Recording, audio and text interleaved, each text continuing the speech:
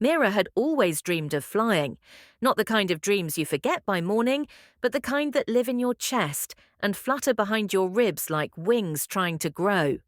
From the time she was little, Mira loved to lie on her back in the grass and watch the birds soar above, tracing patterns in the sky with her eyes. She couldn't run with the other children, or climb trees, or skip through the meadows beyond her cottage. Mira had been born with legs that didn't work like everyone else's. While her heart longed to leap, her body stayed still. Her wheelchair was always with her, rolling silently beside her dreams. But she never complained. She smiled, even on the days her legs ached, even when the clouds stayed low and blocked the birds from view. And when her parents sighed quietly, thinking she couldn't hear, Mira would just look up at the sky and whisper, "One day I'll fly." Her older brother, Luca, heard her say it many times. Luca, who ran faster than the wind, who could climb the tallest trees and balance on fence rails like a tightrope walker. He didn't always know how to help Mira. Sometimes he made silly jokes to make her laugh. Other times, he brought her feathers he found in the forest, placing them gently in her hand and saying, "For your collection." But this time, when he heard her whisper the words again, "One day I'll fly," something inside him stirred. He decided he would make it happen. Somehow.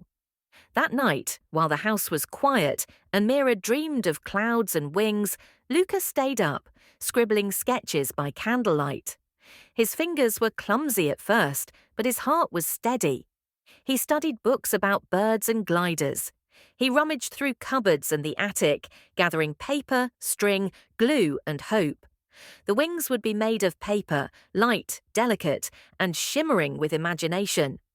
Each day, when Mira napped or read by the fire, Luca disappeared into the shed behind the cottage. He folded and unfolded. He cut and carved. The paper was thick and strong, layered like feathers, painted with soft whites and sky blues. He built a harness from old belts and lined it with wool so it wouldn't hurt her shoulders. It took weeks. Some days he wanted to give up. The paper tore, the wings drooped, but then he'd remember her voice, soft and sure, "One day I'll fly," and he kept going.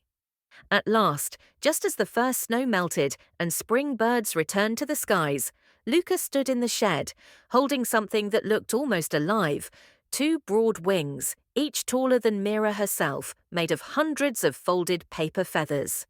He couldn't wait any longer. The next morning, he wheeled Mira to the hill above the village, a gentle slope where dandelions grew wild and the breeze always sang. "Where are we going?" she asked, giggling. "You're being secretive." "You'll see," he said, his eyes shining. At the top, under a bright blue sky, Luca knelt beside her and took out the wings. Mira gasped.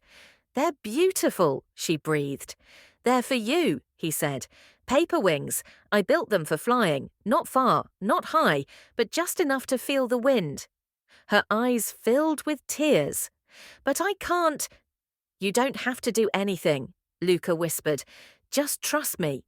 He gently lifted her into a soft sling he'd built, strapping the wings across her back. Then he climbed into the seat behind her, attaching his arms to the glider's frame. "I'll steer," he said. "You'll soar." Mira's heart pounded. The wind tugged at her hair. Below them, the hill sloped down into a meadow filled with gold. Luca gave one last smile. "Ready?" She nodded. He ran. The wind caught them like a song. The paper wings spread wide, and the glider lifted off the ground just a little, but enough. Enough for the earth to fall away, for Mira's breath to catch, for her shadow to fly. For a few glorious seconds they were in the air, floating, drifting, flying. Mira's laughter rang across the meadow, bright and fierce. The wings danced in the light. Birds flew beside them, as if greeting an old friend. Then the wind eased, and Luca guided them gently back to the grass. They landed with a soft bump, tumbling into the wildflowers. Mira lay on her back, laughing, breathless, her arms out like wings. Luca dropped beside her, panting and grinning. I flew, she whispered. Luca, I really flew. He smiled and pressed her hand. Told you I'd help. From that day on, Mira believed anything was possible. She wore those wings whenever the wind was right. She never flew far, but she didn't need to, because now she knew what it felt like to rise. And Luca, he became the boy who helped dreams take flight. He mended feathers, fixed torn strings, and built better wings each year. Not because she needed them, but because he knew that hope was made to fly. And every time Mira lifted into the air, even for a heartbeat, she carried something stronger than paper. She carried love.